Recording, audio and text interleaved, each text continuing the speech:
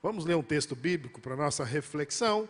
Esse texto encontra-se em Números 13, de 1 a 3, diz o seguinte, está sendo transmitido aí. E o Senhor disse a Moisés: envie alguns homens em missão de reconhecimento à terra de Canaã, terra que dou aos israelitas. Envie um líder de cada tribo dos seus antepassados. Assim Moisés os enviou do deserto de Parã, conforme a ordem do Senhor. E todos eles eram chefes dos israelitas. Repita comigo, eles eram chefes dos israelitas. Vamos dar uma contextualizada rápida, só para a gente ficar na mesma página, tá? Sabem que Moisés foi um grande libertador. Moisés foi para o Egito, filmes, quem não estuda a Bíblia, quem não sabe da Bíblia, às vezes você está assistindo aí, está nos acompanhando, não é frequente na igreja, mas certamente você já deve ter visto um filme bíblico chamado Moisés. Tem desenho animado, tem tudo isso. E Moisés então foi para o Egito libertar o povo que estava cativo. O povo era escravo, era uma multidão de pessoas. Dizem que era algo em torno de 2 milhões de pessoas. Eram 600 mil homens, não se contabilizava mulheres nem criança nessa época, então é algo em torno de 2 milhões de pessoas. E Deus, através da estratégia de Deus, fez várias coisas, mandou pragas, amoleceu, às vezes endurecia até o coração do faraó, mas o faraó falou: vai Moisés, vai embora com esse povo, e Moisés vai para o deserto com esse povo.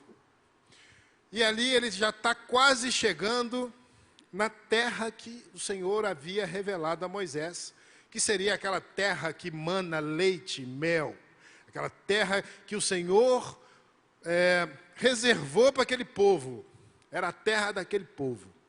E aí então já passaram-se mais ou menos 2 anos que eles estão no deserto, eles estão pertinho, fala assim, pertinho. Eles estão pertinho da terra prometida. Pertinho, irmãos. E aí o Senhor fala para Moisés: Moisés, separa aí então 12, não é qualquer um não, separa 12 pessoas, 12 chefes de tribos, que eram as 12 tribos lá, né? E separa esses 12 e faz o seguinte, que foi o texto que nós lemos, manda eles subirem o rio e ir lá observar a terra que eu prometi para vocês. Essa terra hoje não está liberada. Existe um povo que mora lá. Mas eu quero que você mande esses 12 para lá, para fazer uma avaliação do que vai ver.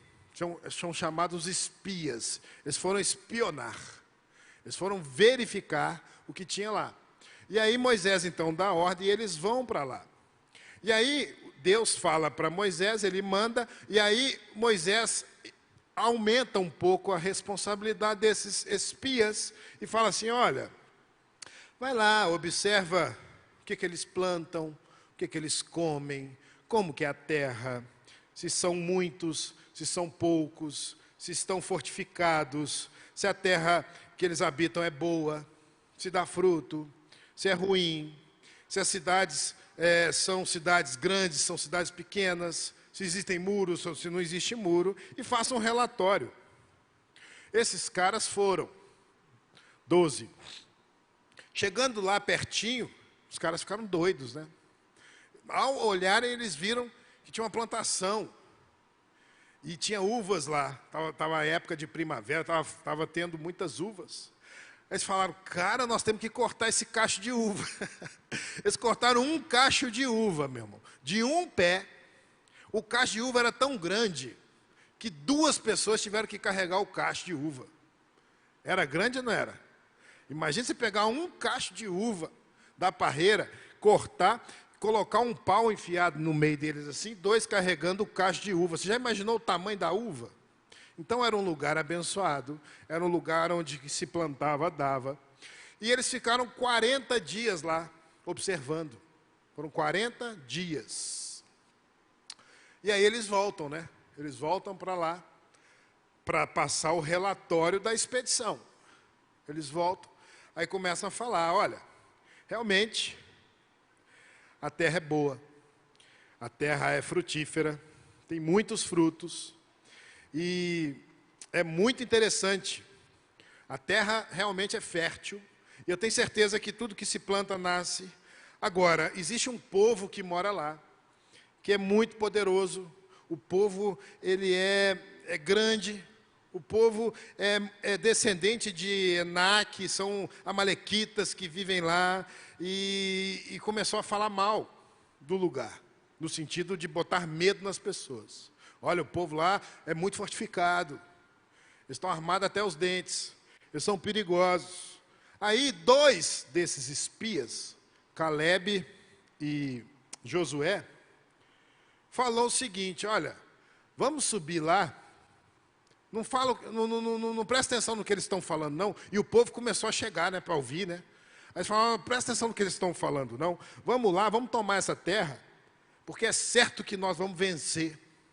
Se Deus quer, a gente consegue. Só esses 2 falaram isso. Os outros 10 falaram, cala a boca, ô Calebe, cala a boca, Josué, nós não temos gente suficiente para conquistar essa terra só tem gente poderosa, é um bando de gigantes lá que mora lá. E o povo foi ficando com medo, né? E eles começam a queixar e falar contra. Aí o povo começa a ficar muito rebelde, muito nervoso, e querem matar Calebe, querem matar Josué, a pedradas, querem matar até Moisés. Fala assim, vocês são doidos, eu prefiro voltar para o Egito, viver de escravo, eu prefiro ir para lá, ir naquela terra, prefiro comer lá minhas cebolinhas, do que ficar passando por essa dificuldade. 2 anos só que eles estavam no deserto. E aí eu quero, baseado nessa conversa que nós tivemos aqui, trazer a nossa reflexão para essa noite, com o tema, uma nova visão. Fala assim, uma nova visão. Não viva por vista. Viva por visão. Esse é o tema que eu quero trabalhar aqui. Eu queria que você parasse para pensar. Existe uma diferença entre viver por vista e viver por visão. Quem vive por vista normalmente está olhando as coisas palpáveis, o cotidiano, o que se vê normalmente, e essa pessoa toma base e se baseia nos seus atos por aquilo que eles estão enxergando com os olhos físicos.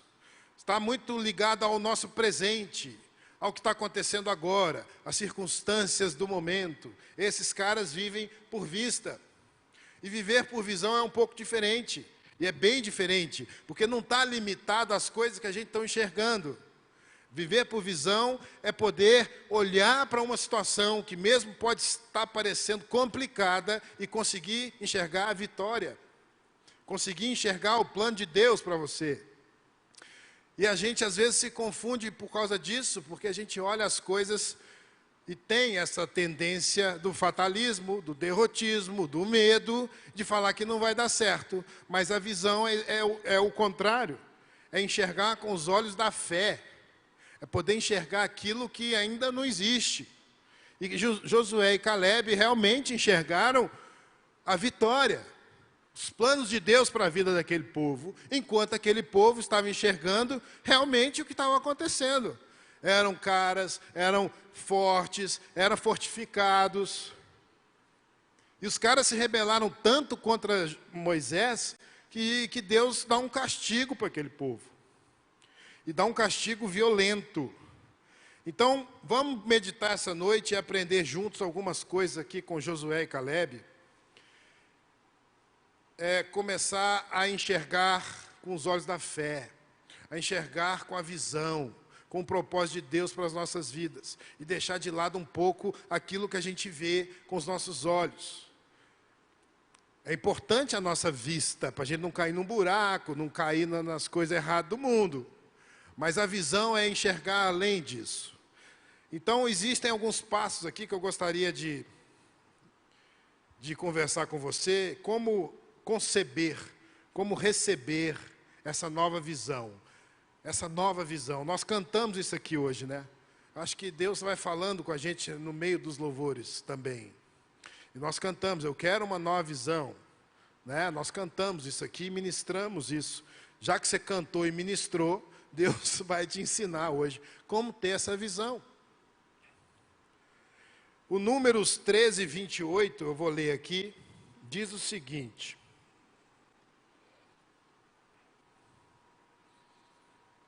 Mas o povo que lá vive é poderoso, e as cidades são fortificadas e muito grandes.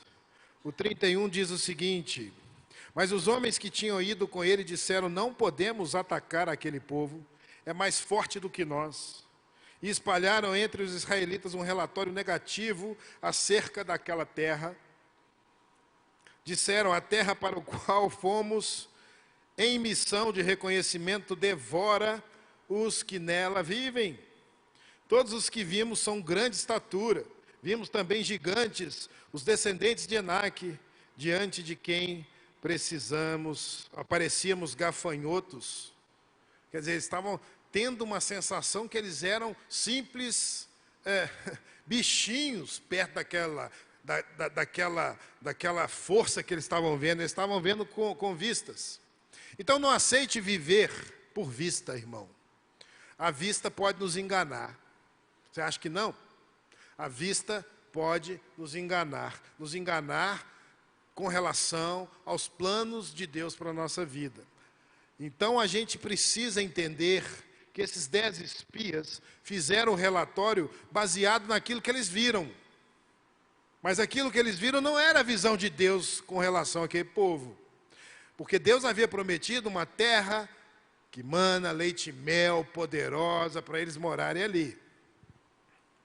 E eles reconheceram realmente que a terra era boa, mas ficaram com medo e focaram mais nas dificuldades do que nas promessas. E esse é o nosso lance com relação ao que a gente vê. Às vezes a gente foca mais no dia a dia e deixa de focar nas promessas de Deus. Você está preocupado com o seu trabalho, você está preocupado com a sua escola, você está preocupado com a situação no ambiente que você está convivendo, no lugar que você está, e está se esquecendo de olhar o que Deus planejou para a sua vida. Agora, existe uma forma da gente entender isso, que aí nós vamos continuar aqui. A gente precisa renunciar, na verdade, é um espírito de incredulidade. Isso é um espírito. O Espírito Santo, ele anula o espírito de incredulidade. Tanto que a palavra de Deus diz aqui no verso... Deixa eu ver qual verso aqui. Ele fala o seguinte, olha... Aqui, verso 14, verso 24. Mas como meu servo Caleb tem outro espírito, ele não tem o espírito da incredulidade, ele tem outro espírito, e ele me segue com integridade, eu o farei entrar nessa terra que ele observou. E aqui entra um problema seríssimo. Quanto tempo eles estavam lá no deserto? 2 anos. Quanto tempo eles ficaram espionando a terra? 40 dias. Deus mandou um castigo para aquele povo. Olha, por causa dos seus olhos incrédulos, desse espírito de incredulidade, cada dia que vocês ficaram lá me observando, eu vou acrescentar 1 ano para a vida de vocês no deserto. Ali começou então o grande problema. Eles ficaram 40 anos num negócio que estava pertinho, cara. Faltou fé. Estavam incrédulos. E Deus ainda falou mais. Vocês que viram e não acreditaram, eu vou jogar uma praga em vocês. Morreram todos imediatamente, assim, em pouco tempo, dos 10. Caleb não morreu, nem Josué. E falou mais. Todo esse povo que queria jogar pedra em vocês, vai morrer e não vai entrar na terra, porque eles não creram. Pode até entrar um filho deles, os netos deles, tanto que entraram mesmo. Sabe dessa turma toda, quem entrou na terra prometida? Só Josué e Calebe. Nem Moisés entrou. Moisés foi por outro motivo, não vem comentar agora. Mas Deus não gosta dessa visão incrédula, sabe? Ele tem um propósito para a nossa vida. Ele sabe o que é melhor para nós e a gente precisa renunciar a esse espírito de incredulidade nas nossas vidas e não aceitarmos a viver por aquilo que a gente simplesmente vê. Porque aquilo que a gente vê hoje é presente. Quando Deus promove algo para nós, é futuro. A gente tem que estar de olho no futuro de Deus para nós. Não no nosso futuro. Eu vou explicar isso. E aí entra a parte 2. A gente tem que assumir um espírito, então. Que não é o espírito de incredulidade. É o espírito de fé. Assuma o espírito de fé. Olha o que está aqui em 13:30. Olha o que Calebe falou. Calebe fez o povo calar-se perante Moisés e disse: subamos e tomamos posse da terra, porque é certo. Fala, é certo. Porque é certo que nós vamos vencer. Deus é por nós, meu filho. Quem será contra nós? O Senhor dos exércitos peleja por nós. Quem será contra nós? Você tem o Senhor dos exércitos lutando por você. Quem poderá te deter? Como diz o Chapolin Colorado. Sigam-me os bons. Como diz o Pink e o Cérebro, vamos dominar essa parada. Nós podemos, porque o Senhor peleja por nós. E aí eles realmente viveram essa promessa. Só os dois. E a Bíblia diz que Josué também tinha esse espírito. Lá na frente fala, Josué, um homem a quem repousa o espírito. Ele estava falando isso para Moisés. Então Josué e Calebe tinham esse espírito de fé. E 2 Coríntios diz que andamos por fé e não por vista. A gente tem que aprender a andar por fé, irmãos. Precisamos tomar posse dessa visão, hoje. Andar por fé. Andar por fé. Entenda uma coisa, encher os olhos e enxergar com os olhos da fé, não é você criar uma situação da sua mente criativa e ter o melhor da sua vida no futuro. Enxergar com os olhos da fé é poder enxergar aquilo que Deus preparou para a sua vida, irmão. Isso é enxergar com os olhos da fé. Eu vou repetir, enxergar com os olhos da fé não é você criar uma circunstância futura para você. Enxergar com os olhos da fé é você crer e ver espiritualmente, com os olhos espirituais, as promessas que Deus tem para a sua vida. Glória a Deus. Isso é enxergar com os olhos da fé. Porque a fé vem por ouvir. Ouvir a palavra de Deus. Isso é fé. Você pode ouvir, e é o que nós cantamos, é intimidade. Ouvir a palavra de Deus é estar íntimo com Ele, é orar, é ler a palavra, se encher, e aí Deus vai te dar as promessas que Ele tem a teu respeito, e aí sim, com os olhos da fé, você começa a viver o melhor dessa terra, porque a sua vida não vai basear mais naquilo que eu estou vendo com os olhos naturais, mas por aquilo que Deus preparou para mim.